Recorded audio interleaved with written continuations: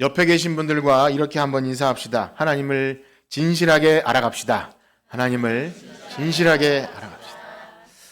예, 감사합니다. 예, 호세아서는요, 굉장히 특별한 그런 성경 말씀입니다. 하나님께서 자기 백성 이스라엘이 하나님을 떠나서 범죄하고 또 우상 숭배하고 그렇게 지독하게 하나님 백성답지 않게 사는 그런 음란하고 패역한 삶을 살아갈 때 하나님께서 자기 종 호세아 선지자를 보내서 그들에게 하나님 뜻을 전하게 하시는데요. 그런데 그 방법이 굉장히 특별합니다. 어느 날 호세아를 부르시더니, 호세아야, 너 저기 있는 저 우상의 신전에 몸을 파는 창녀를 데려다가 아내를 삼고 그녀를 사랑해라. 그리고 자녀도 낳아라. 그렇게 명령하십니다. 그리고 실제로 호세아가 그 하나님 말씀에 순종해서 정말 창녀 고멜과 결혼하고 또 아이도 3명까지 낳게 됩니다. 그러나 한번 생각해 보십시오. 이 결혼이 과연 순탄하겠습니까? 순탄하지 못할 것이라는 것은 아마 삼척동자도 불보듯 뻔하게 알 정도로 그렇게 불행을 예고하는 결혼일 것입니다. 더군다나 그냥 평범한 어떤 그냥 사람이라면 모를까? 그래도 그런 사람이라도 하나님 명령에 순종하기 어려운데 하물며 하나님 백성들에게 이렇게 살아야 합니다. 하나님 말씀이 이렇고 하나님 백성이라면 과연 이렇게 살아야 합니다라고 선포해야 될 선지자가 자기 가정도 사실은 엉망진창이라면 과연 누구에게 그런 하나님께 돌아와라 이런 말을 할 수가 있겠습니까? 그래서 참 하나님께서 알다가도 모를 그런 좀 이상한 일을 시키신 거죠. 아니나 다를까 이 하나님이 결혼하라고 해서 결혼한 호세아의 아내 이름이 고멜인데요. 이 여인이 이 아이들을 낳고 잘 살 줄 알았는데 그 몸에 새겨진 그 과거에 음란했던 그 습관을 버리지 못하고 그만 바람이 난 것입니다. 바람이 나서 다른 남자에게 마음을 빼앗겨서 거기서 살겠다고 집을 나가버렸습니다.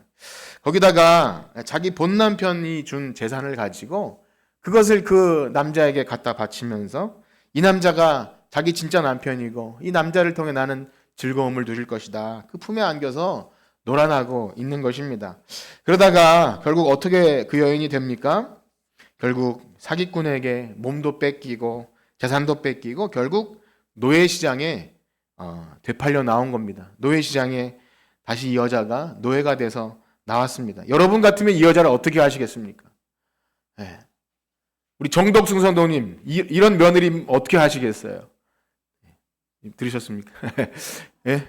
이런 참 폐륜적인 남편을 버리고 나간 그 재산을 가지고 나가서 탕진하고 노예시장에 팔려 나왔어요. 이게 어떻게 하겠습니까? 때려 죽여도 속이 풀리지 않은 그런 대답하실 줄 알았는데 대답을 이쯤에서 대답하실 줄 알았는데 안 하셨어요. 안 되죠. 도저히 받아들일 수 없죠. 아들이 여자를 또 내가 데려오겠다 그러면 야 이놈의 자식아 내 눈에 흙이 들어 이렇게 하지 않겠습니까? 그런데 하나님께서 그 여인에게 어떻게 하라고 하시냐면 우리 3장 1절과 2절 한번 읽어보겠습니다. 3장 1절과 2절입니다. 시작. 여호와께서 내게 이르시되 이스라엘 자손이 다른 신을 섬기고 정직한 가자를 즐길지라도 여호와가 그들을 사랑하나니 너는 또 가서 타인의 사랑을 받아 음녀가 된 그 여자를 사랑하라. 15개와 보리 호멜만 나를 위하여 그를 사고. 뭐라고 하시는 겁니까? 그 은을 가서 다시 사랑해서 사와라. 이 건포도 과자라는 것은 이방 신들의 축제에 참석하는 사람들에게 제공하는 어떤 간식 같은 거였는데요. 풍요와 번영의 상징으로서 이 과자를 나눠 먹으면서 사람들은 즐거워했습니다. 축제처럼 먹는 음식이에요. 즉 하나님을 떠나서 다른 신에게 제사하고 거기서 복을 비는 그런 타락한 백성을 하나님께서 끝까지 포기하지 않고 사랑하셔서 내가 너를 구속하겠다. 그래서 호세아에게 그 집 나간 아내, 타인의 사랑을 받아서 음녀가 된 그 아내, 거기다가 노예 시장에 팔려 나온 그 아내를 위해서 값을 주고 그 여인을 되사오라. 그런 것이죠. 그 당시에 뭐 은 15개와 보리 한 호멜 발은 뭐 오늘날로 환산하면 좀 그렇지만 정상적인 선지자의 어떤 가정이었다면 아마 도저히 마련하기 어려운 그런 전 재산을 박박 긁어서 해도 꿔도 어려운 재산이었을 것입니다. 당시에 우리가 열왕기하만 봐도 선지 생동들이 얼마나 먹을 것이 없어서 들에서 그 독초를 캐다가 먹고 죽을 뻔한 그런 일이 있는 것처럼 도끼가 없어서 도끼를 빌릴 정도로 그런 가난한 선지자의 삶에서 너 가서 은 15개와 보리 한 호멜반 먹고 죽어도 없을 그런 것을 갖다가 그 여인을 가서 사오라고 하시는 거죠. 하나님은 왜 이렇게 말도 안 되는 사랑을 호세아에게 강요하시는 것입니까?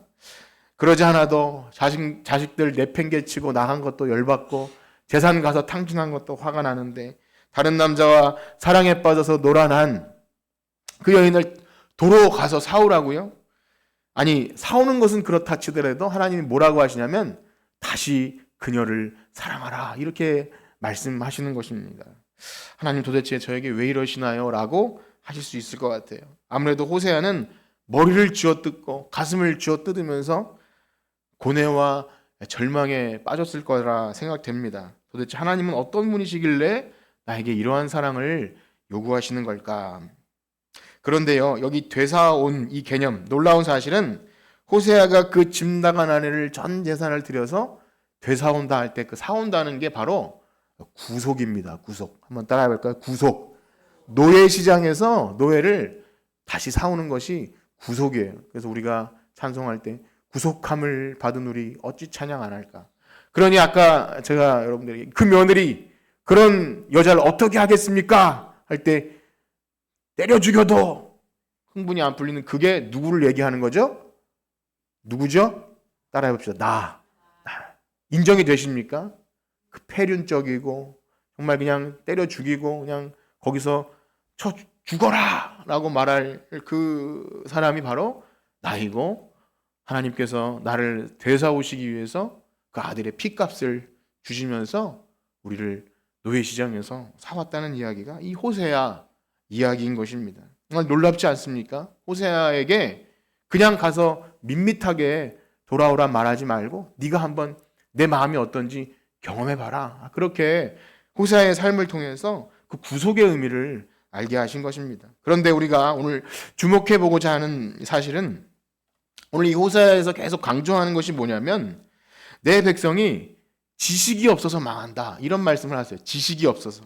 하나님을 아는 지식도 없고 그래서 선지자가 여호와를 알자. 힘써 여호와를 알자. 그렇게 하나님을 아는 지식, 하나님을 아는 것을 강조하는 것을 우리가 보게 되는데요. 우리 성경을 몇 구절 읽어볼 텐데 먼저 4장 1절 한번 읽어볼까요? 4장 1절 시작. 이스라엘 자손들아 여호와의 말씀을 들으라. 여호와께서 이 땅 주민과 논쟁하시나니 이 땅에는 진실도 없고 인애도 없고 하나님을 아는 지식도 없고. 여기 진실과 인애가 이제 지식과 연결되는데요. 우리 6절 말씀도 읽어보겠습니다. 4장 6절입니다. 시작. 내 백성이 지식이 없으므로 망한도다. 내가 지식을 버렸으니 나도 너를 버려 내 제사장이 되지 못하게 할 것이요 내가 하나님의 율법을 잊었으니 나도 여기서도 내 백성이 왜 망하냐면 지식이 없어서 망한다. 우리 6장으로 넘어가 봅시다. 6장 3절 오늘 본문인데요. 6장 3절 한번 같이 읽어보겠습니다. 시작. 그러므로 우리가 여호와를 알자. 힘써 여호와를 알자. 그의 나타나심은 새벽빛같이 어김없나니 비와 같이 땅을 적시는 늦은 비와 같이 우리에게 임하시니. 아멘. 여호와를 알자 그러죠. 힘써 여호와를 알자. 우리 6장 6절을 한번 읽어봅시다. 6장 6절 시작. 나는 인애를 원하고 제사를 원하지 아니하며 번제보다 하나님을 아는 것을 원하노라. 아멘. 말씀 우리가 읽은 것처럼 호세아서에서 계속 이스라엘 백성의 음란함과 패역함, 타락, 이들이 하나님을 이렇게 된 것이 하나님을 아는 지식이 없다. 하나님을 알지 못한다. 그래서 선지자가 이스라엘 백성아 우리가 여호와께 돌아가자. 여호와를 알자. 힘써 여호와를 알자. 그렇게 알 것에 대해서 얘기합니다. 도대체 이 하나님을 아는 지식이 뭐길래 이들이 이렇게 범죄하였고 음란하게 우상 숭배하였고 무엇보다 하나님을 알지 못하기에 그들의 삶에 인애와 진실이 없다고 그렇게 말하는 것입니까? 정말 이들이 하나님을 아는 그 지식 자체가 없었던 걸까요? 그러니까 지식, 하나님을 안다라고 표현한 우리가 누군가를 안다 할 때 그 알미 없었을까요? 하나님이 누구신지도 몰랐고 정말 율법도 모르고 제사도 몰랐고 어떻게 하는 게 죄인지도 모르고 그랬던 것일까요? 네, 여러분 어떻습니까? 여러분 하나님을 아십니까? 네, 우리는 하나님을 알고 섬기십니까? 성경을 아는 것, 또 어떻게 보면 교리를 아는 것, 또 하나님이 무엇을 좋아하시는지를 알고 무엇을 싫어하시는지를 알아서 그 하나님의 뜻대로 하나님을 섬기고 있습니까? 네, 그런데요, 그러한 지식으로 말하자면 이스라엘 백성들이 과연 하나님을 몰랐을까요? 결코 그렇지 않습니다. 성경은 지금 이스라엘 백성이 타락했고 우상 섬겼고 여기 이 창녀 고멜처럼 그렇게 말하고 있지만 실상 그래서 이스라엘 백성은 이렇게 막 뒷골목 시궁창처럼 그런 좀 삶을 살았겠구나라고 우리가 쉽게 생각하겠지만 결코 그렇지 않습니다. 사실상 이 여로보암 2세가 이스라엘 왕으로 있던 시기는 굉장히 풍요롭고 번성한 그런 부족함이 없는 시대였다고 우리가 생각이 됩니다. 솔로몬 시대의 영토를 다 회복합니다. 여로보암 2세는 하나님 보시기에 악하다고 하지만 실상 먹고 사는 데는 문제 없던 시대가 여로보암 2세가 다스리던 시기입니다. 놀라운 사실은요, 번성할수록 하나님께 대한 제사도 더 풍성해집니다. 예배도 잘 드려요. 절기도 잘 지키고 헌금도 풍성하게 하더라는 것이죠. 종교적인 예식에 있어서는 정성스럽게 하나님을 섬겼다고 합니다. 아니 그 정도면 하나님을 모른다고 하는 건 좀 아니지 않습니까? 여러분 어떻게 생각이 되나요? 하나님을 섭섭하게 해드리진 않았어요. 소떼와 양떼를 가지고 때를 따라 절기를 지키고 희생을 드리는데 아니 이 호세아 선지자는 무슨 정신으로 지네 가정이나 잘 돌보지 하나님을 아는 지식이 없다. 여호와께 돌아가자. 저런 말을 하는지 참 너무나 답답하고 의아해서 도대체 우리가 뭘 하나님을 모른다고 하는 겁니까? 라고 반문했던 것이 이스라엘 백성입니다. 여러분은 어떻습니까? 여러분 하나님을 아십니까? 만약에 목사가 하나님께 돌아오십시오. 하나님을 좀 압시다. 그렇게 말하면 저 하나님 알아요.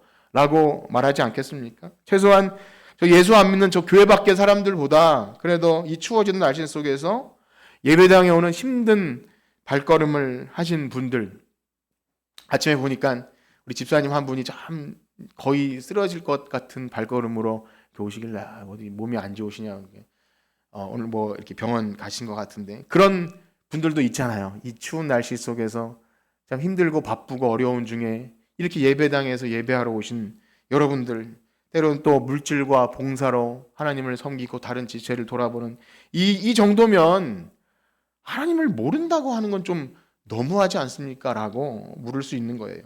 그런데요, 지금 이스라엘 백성이 절기도 잘 지키고 제사도 잘 지냈는데 왜 하나님은 이들을 지식이 없다, 하나님을 좀 알라, 그렇게 지식과 알을 강조하는 것입니까?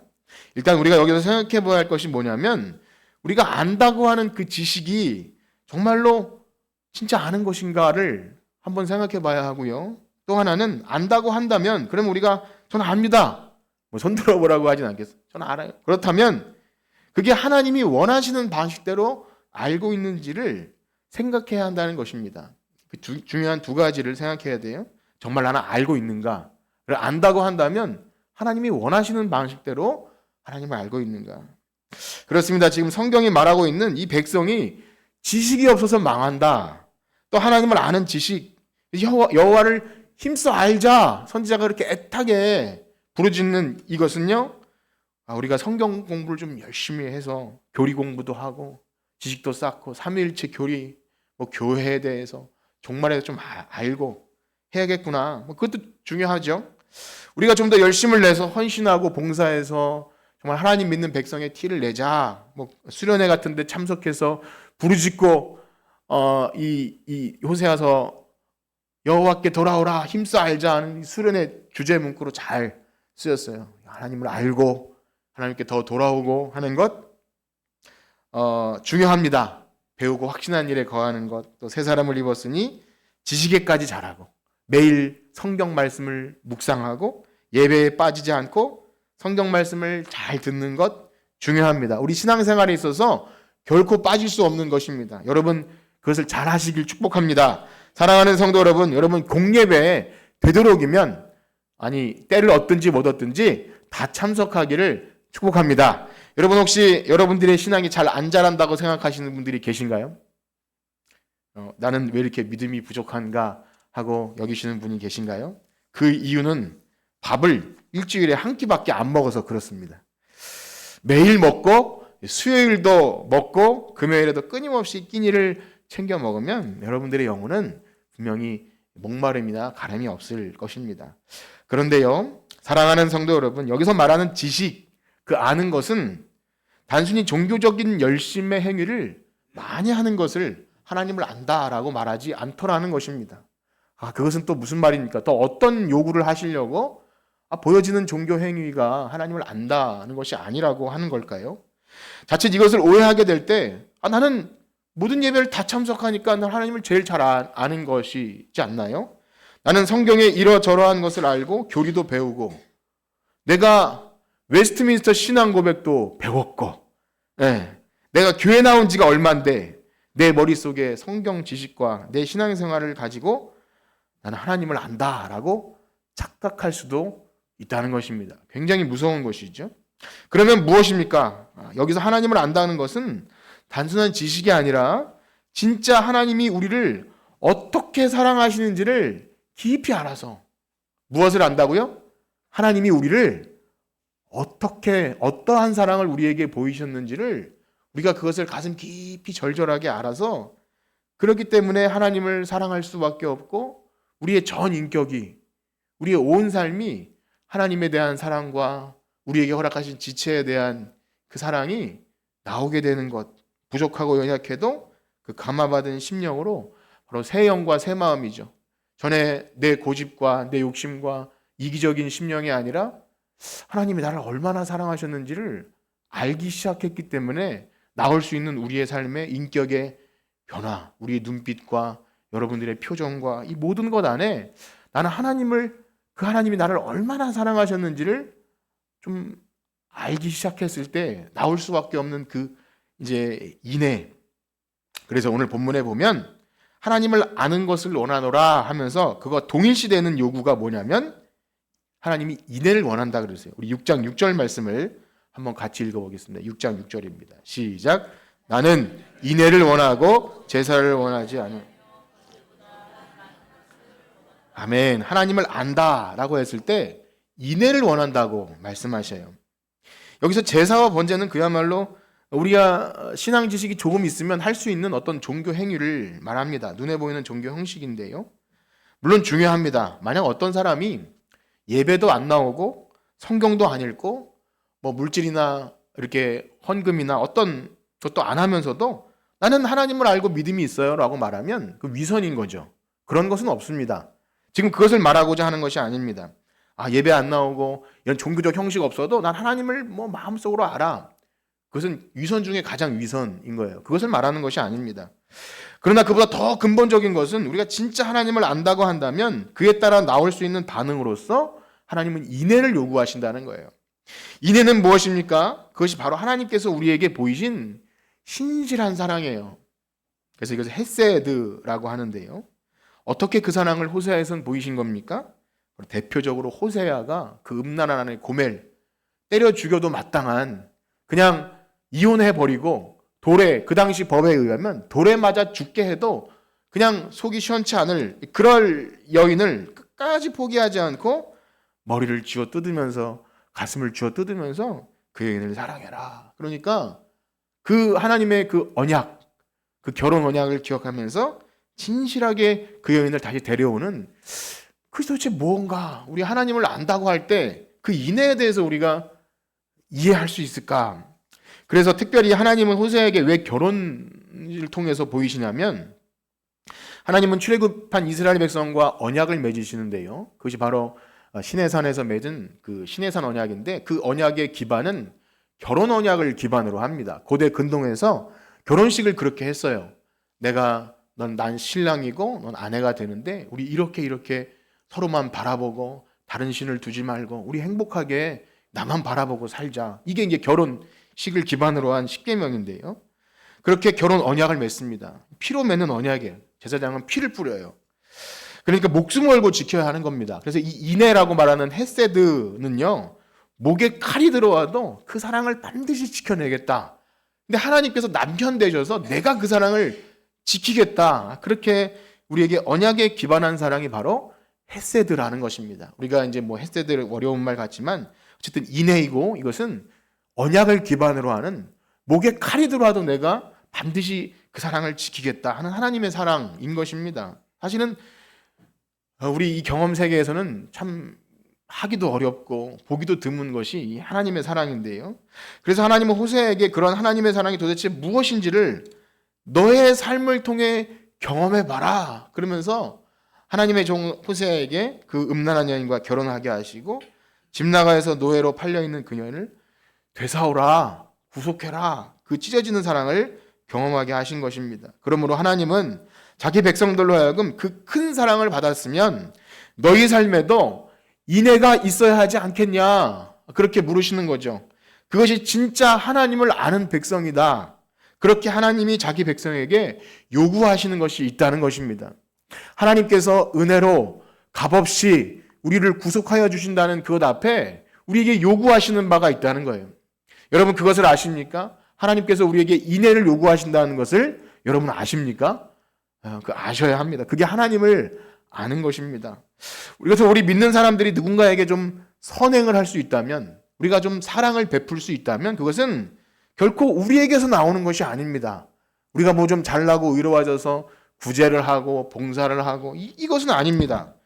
나와 같이 마땅히 죽어 그냥 지옥 갈 죄인을 그 비참한 자리에서 건져내어 주신 그 하나님의 인애가 뭔지를 아주 맛보기라도 조금이라도 경험했다면 그 사랑을 아는 자로서 나오는 합당한 반응이 바로 인애라는 것입니다. 그러한 사랑을 입은 자라면 그 사람이 바로 하나님을 아는 지식이 있다 말하는 겁니다. 종교행위를 열심히 하고 내가 무언가를 함으로 내가 무엇을 해서 구원을 얻는 게 아니라 죽어 마땅한 우리, 그 노예 시장에 팔려 나온 고멜처럼 그냥 버려버려도 시원치 않을 우리들을 하나님이 모든 전 재산은 아들을 핏값으로 주시면서 나를 사랑하셨다는 것을 느끼게 됐을 때 과연 우리의 반응이 어떠해야 되는가? 그렇기 때문에 하나님을 아는 지식은 누구를 죽이는 무서운 지식이 될 수 없습니다. 아무리 성경을 알고 교회 생활을 많이 하고 했을 때 내가 이렇게 했기 때문에 다른 사람에게 대해서 내가 아는 것이 칼날처럼 된다면 인애가 없는 것이죠. 진짜 하나님을 안다면 생명을 살리는 지식이 됩니다. 그래서 구약 성경에도 보면요, 이 호세아에서만 나오는 게 아니라 하나님께서 자기 백성에게 인애를 요구하시는데요. 우리 성경 한 구절 읽어보겠습니다. 스가랴서 7장 말씀입니다. 우리 4절인데요. 함께 제가 한번 읽고 교독해 보도록 하겠습니다. 제가 먼저 읽겠습니다. 만군의 여호와가 이같이 말하여 이르시기를 너희는 진실한 재판을 행하며 서로 인애와 긍휼을 베풀며 과부와 고아와 나그네와 서로 헤아려고 마음에 도모하지 말. 그들이 듣기를 싫어하여 등을 돌리며 듣지 아니하려고 귀를 막으며 그 마음을 금강석 깎게 하여 율법과 만군의 여호와가 그의 영으로 옛 선지자들을 통하여 전한 말을 듣지 아니하므로 큰 진노가 만군의 여호와. 아멘. 그렇습니다. 등을 돌리고 싫어합니다. 하나님이 요구하시는 것을 싫어해요. 그런 건 말고 그냥 내가 열심히 하면 복이나 주십시오라고 하는 것이 우리 그냥 하나님께 대한 인애와 진실 없는 우리의 죽은 종교 행위일 수밖에 없습니다. 그래서 하나님께서 자기 백성의 정말로 너 하나님을 안다면 너의 삶에서 마땅한 반응으로서 인애를 보여라 말씀하시죠. 그러나 하나님은 이것을 아무리 말씀하셔도 여기 보니까 귀를 막고 등을 돌린다. 우리가 그렇게 하지 않나 우리 생각해야 합니다. 내가 예수님을 믿고 교회 생활을 하고 무언가 신앙을 흉내를 내지만 하나님이 우리에게 요구하시는 것에 귀를 막고 등을 돌리지 않는가. 예수님도 이 땅에 계실 때 2번이나 이 호세아 6장 6절의 말씀을 인용해서 이런 말씀을 하시는데요. 먼저 마태복음 9장에 이런 사건이 있습니다. 우리 이번에도 교독해 보도록 하겠습니다. 9장 10절에서 13절인데요. 제가 먼저 읽겠습니다. 예수께서 마태의 집에서 앉아 음식을 잡수실 때 많은 세리와 죄인들이 와서 예수와 그의 제자들과 함께 앉았더니 바리새인들이 보고 너희 선생은 세리와 죄인들과 예수께서 들으시고 이르시되 건강한 자에게는 의사가 쓸데없고 병든 자에게라야 쓸데있느니라. 긍휼을 원하고 제사를 원하지 아니하노라 하신 뜻이 무엇인지 배우라. 나는 의인을 풀어 온 것이 아니요 죄인을 풀어. 아멘. 여기서 예수님이 호세아 6장 말씀을 인용하신 거예요. 긍휼을 원하고 제사를 원하지 아니하노라. 여기서 긍휼이 바로 인애인 것이죠. 또 한 번은 안식일에 밀밭 사이로 이렇게 다니시다가 전도하러 다니시는데 제자들이 배가 고픈 거예요. 근데 안식일에 일하지 말라는 어떤 계명이 있지 않습니까? 그런데 나그네와 고아나 과부들은 그 밀 이삭을 잘라 먹어도 그게 죄가 되지 않아요. 그 당시 법이 그랬습니다. 그런데도 그날이 안식일이니까 이 제자들을 향해서 바리새인들이 막 뭐라고 막 이렇게 하는 거죠. 어찌하여 안식일에 이런 못할 일을 하느냐? 그때 예수님께서 다윗이 옛날 얘기를 하는 거죠. 다윗이 군사들과 배고플 때 제사장들이 먹는 떡을 먹은 일을 너희가 알지 못하느냐 하면서 이렇게 말씀하셔요.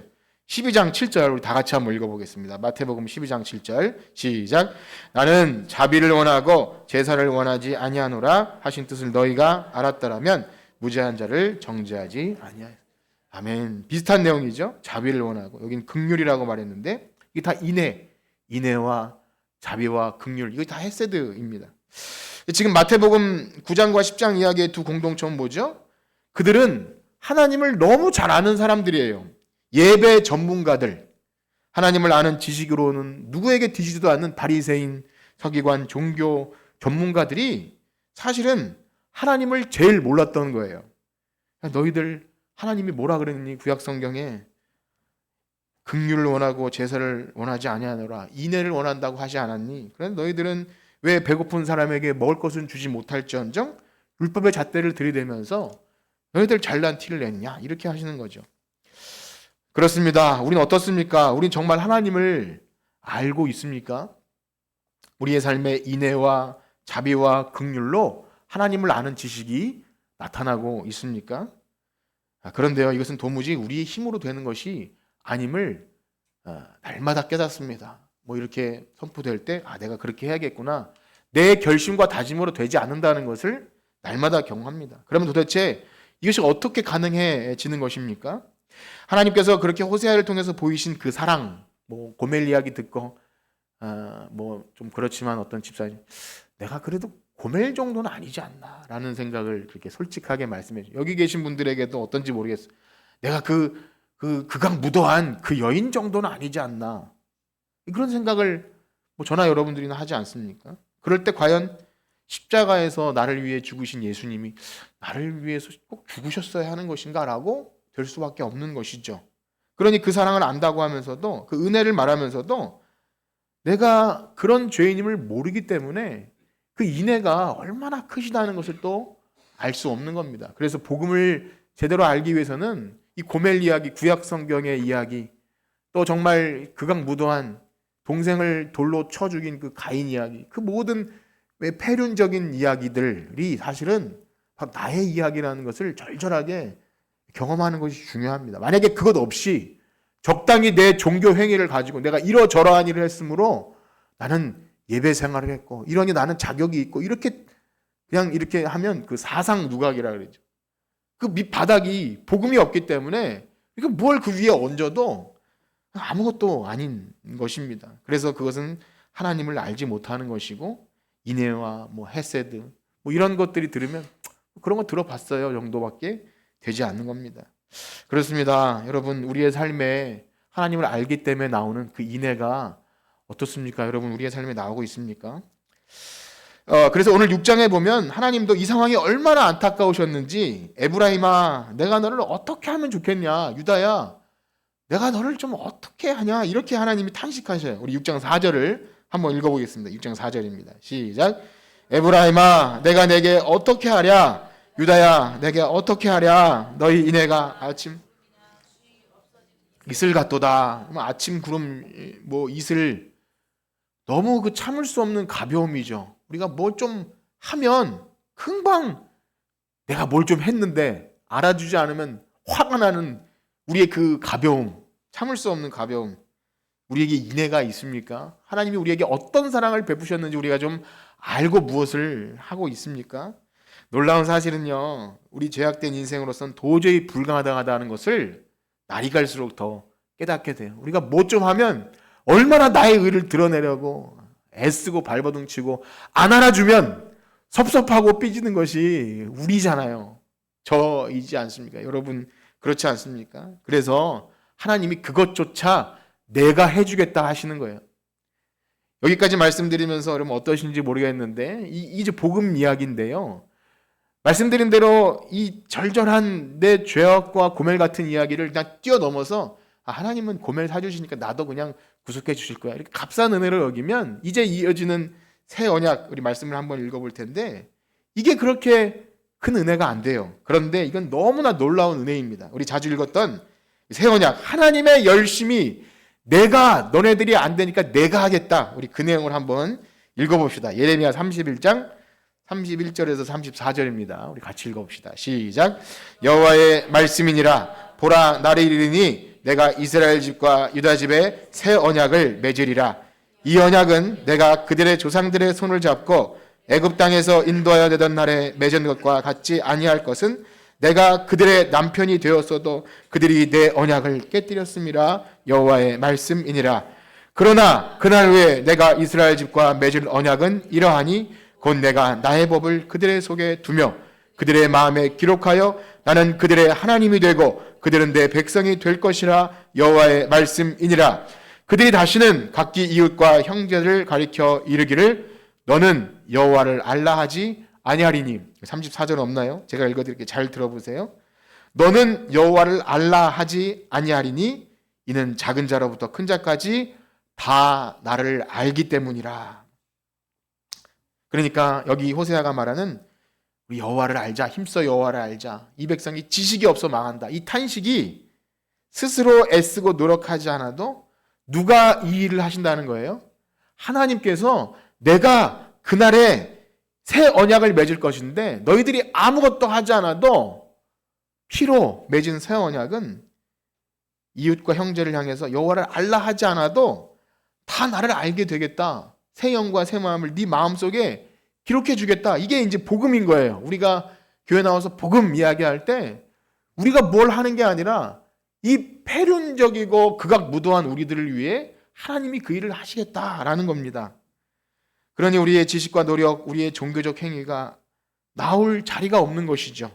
강권적으로 우리에게 새 영, 새 마음을 주시는 하나님의 놀라운 그 언약.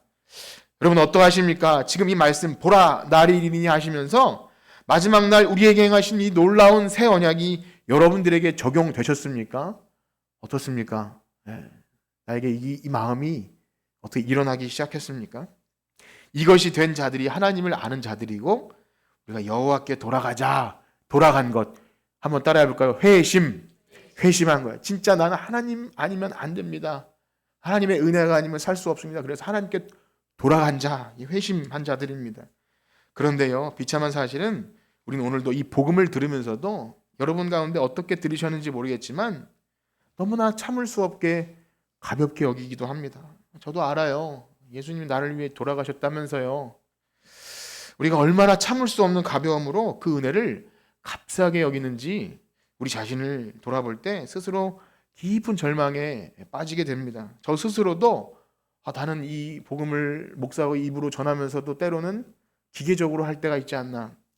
바울은요, 죄인 중에 괴수였던 자신을 생각할 때 나는 교회의 핍박자고 정말 예수 믿는 자들을 잡아 죽였던 그런 정말 악한 극악무도한 죄인인데 예수님께서 사울아 사울아 이렇게 부르시면서 나를 구원해 주신 것 때문에 하나님의 은혜의 복음을 전하는 일을 위해 나의 생명을 조금 더 귀한 것으로 여기지 않겠다고 작정한 후고 그리고 나서 차디찬 감옥에 앉아서도 나의 달려갈 길을 다 마치고 떠날 기약에 가까웠으니 나는 선한 싸움을 싸웠고 이제 후로는 나를 위해 사랑하는 주님이 면류관을 준비하셨다. 이 기쁨으로 감옥 속에 있던 바울을 볼 때 주님 만나기 원하는 마음, 그의 삶을 다 전제와 같이 부어드려도 이 전제는 제사를 드릴 때 포도주 부어드리는 제사인데 그렇게 그 인애 때문에, 하나님이 나에게 베푸신 사랑 때문에 자신을 다 부어드려도 아깝지 않은 만큼 그런 이 진실함, 우리가 바울의 그 정도 진실함은 아니라 할지라도 하나님이 우리에게 보이신 그 사랑을 우리가 알 때 우리의 신앙의 태도, 또 우리가 주님께 드리는 예배, 지체를 향한 사랑, 그것 안에 진실함이 있습니까? 우리 안에 그 인애가 있습니까? 한번 골똘하게 생각해 봅시다. 그래서 우리 안에 성령님이 계시고 우리가 기도할 수 있다면 우리가 간구해야 할 것은 이거라고 믿습니다. 하나님, 우리에게 베푸신 그 인애를 매일 알아가게 해주십시오. 그래서 맛보아 알게 하시고 그 사랑이 절절하게 내 안에 가슴 깊이 들어와서 참 표현할 수 없을 만큼 하나님을 사랑하기에 그 하나님의 사랑에 대한 감사와 지체들을 향한 인애가 우리의 삶에 절절하게 나오게 해주십시오. 여러분, 그런 것을 원하고 또 바라고 기도해야 할 줄 믿습니다. 우리가 간구할 것은 그것입니다. 그것 없이 우리가 뭔 이 땅에서 삶에서 몇 년 혹은 몇십 년 잠깐 유지할 어떤 것을 가지고 전전긍긍하면 그 썩어질 것 가지고 지옥 가는 거예요.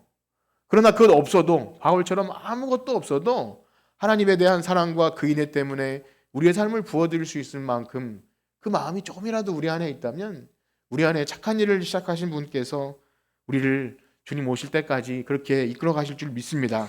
그래서 요한일서에도 보면 요한 사도가 그렇게 말합니다. 성도들에게 사랑하는 자들아, 우리가 서로 사랑하자, 그렇게 말하면서 우리가 사랑해야 될 이유에 대해서 당신들 교회 다니니까 좀 착한 일 좀 하고 좀 예수 믿는 티를 내십시다, 이것이 아니라 우리가 먼저 사랑한 것이 아니요 아버지께서 우리를 먼저 사랑하셨으니 우리에게 그 사랑이 있다면 우리 죄를 속하기 위해서 화목제물로 아들을 보내주신 그 사랑을 우리가 안다면 사랑하는 자들아, 우리가 서로 사랑하자, 그렇게 말합니다. 그러니 우리가 먼저 우리의 신앙의 겉모습, 보여지는 종교 행위로 내가 예수를 알고 하나님을 안다 말할 수 있는 것 이전에 과연 우리 안에 하나님이 우리에게 보이신 그 진실한 인애, 그것이 가슴 깊이 사무치도록 경험되고 있는지 우리는 말씀을 들을 때 묵상하고 기도하면서 이것을 늘 생각하셔야 됩니다. 그래서 요한일서 3장 1절은 이렇게 말합니다. 우리 한번 같이 읽어볼까요? 요한일서 3장 1절 시작. 보라, 아버지께서 어떠한 사랑을 우리에게 베푸사 하나님의 자녀라 일컬음을 받게 하셨는가. 우리가 아멘, 여기까지만 읽겠습니다.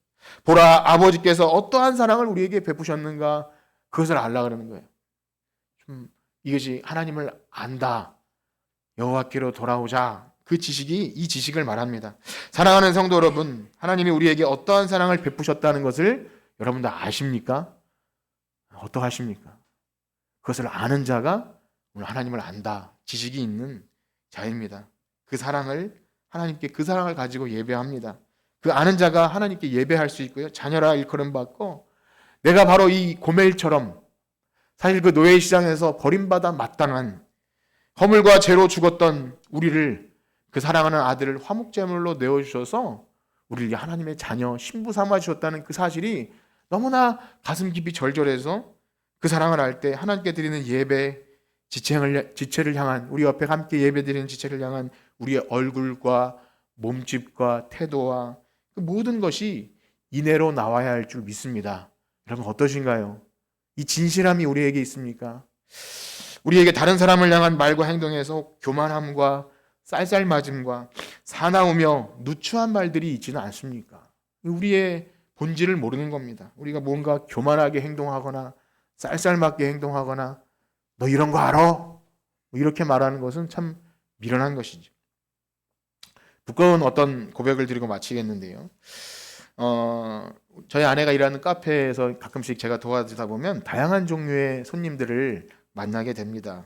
어느 날 구리시 수택 경로 식당을 운영하는 그 카톨릭 수녀님이죠. 구리 성당의 수녀님이 오시더니 교회 이름이 붙은 걸 보고 제가 여기 와도 됩니까? 이렇게 물어봤다 그래요. 제가 이제 첫날 직접 본 건 아닌데, 당연히 들어오셔도 되지 왜 그러시냐고 물어보니까 어느 날 어느 모 교회에서 운영하는 카페에 들어갔는데 여기는 수녀님 같은 분이 오는데 아니에요, 나가세요, 쌀쌀맞게 했다는 거예요. 그래서 굉장히 민망하게 사람들이 이렇게 있는데 쫓겨났다는 얘기를 했다고 하더라고요. 그래서 팩트가 무엇인지 모르기 때문에 뭐 말하기는 어렵지만 어쨌든 마음이 굉장히 아팠어요.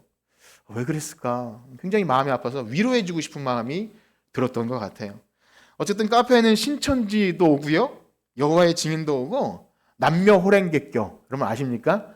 화강신문을 주는 사람이면 저는 굉장히 친절하게, 제가 뭐 카페 주인은 아니지만 인사를 하고 그래요. 그들이 다른 교리를 전하고 뭐 이단이고 하지만 교회, 예수, 하나님을 알고 언급한 우리들의 태도와 언어가 어떠해야 될지를 곰곰이 생각하게 됩니다. 세상에 여러 사람이 있어요. 창녀들을 어떻게 대해야 합니까? 우리는 동성애자들을 어떻게 대해야 하며, 우리에게 무언가를 요구하는 노숙자들에게 우리는 어떻게 대해야 할까요? 우리가 믿는 예수, 예배, 하나님, 구원, 구속, 이런 알량한 지식이 그들에게 우리가 어떻게 다가가고 있는지를 생각했으면 좋겠습니다. 과연 우리가 고멜과 같은 비참한 노예시장에 팔릴 수밖에 없었던 그 죄인임을 안다면 우리가 어떻게 사람들에게 대할 수 있겠습니까? 아마 우리 작은 아이들을 교회 초청하는 일을 하는 것, 또 해외 선교를 나가는 것, 우리가 무엇 잘나서 이런 것을 하는 것이 아니지 않습니까? 우리가 무엇 하든지 우리는 원래 그런 일을 할 자격조차 없는, 하나님의 사랑을 조금이라도 나눌 수 없는 그런 비참한 죄인이라는 사실을 우리가 잊어서는 안 될 것입니다. 사랑하는 성도 여러분, 하나님께서 우리에게 무언가 섬길 수 있는 직분을 주셨다면 하나님의 인애를 가지고 섬기시기를 축복합니다. 하나님의 사랑이 여러분에게 절절히 새겨져서 나의 뭐 잘나지 않아도, 많은 것을 하지 않아도, 작은 것을 헌신할지라도 내게 받은 그 사랑이 너무나 감사해서 인애로 나올 수 있다면 여러분들의 삶이 그리스도의 향기요 편지가 될 줄 믿습니다. 이 세상을 살아가면서 우리는 많은 사람을 만나죠. 대화할 수 있고 사귈 수 있는 기회를 주셨다면 하나님이 우리에게 베풀어 주신 그 인애를 나타내 보여주라는 명령임을 아시고 베풀어 주신 그 지고지순한 인애가 여러분 우리 권사님, 장로님, 집사님, 목사를 포함해서 모든 직분자들이 세상에 나갔을 때 그 인애, 하나님을 진실히 알 때 나오는 인애가 여러분들의 삶에 있기를 주님의 이름으로 축복합니다. 기도합시다. 하나님 아버지, 우리가 하나님을 안다고 열심히 신앙생활하고 예배하고 하지만 진짜 하나님을 아는지를 오늘 다시 한번 점검합니다.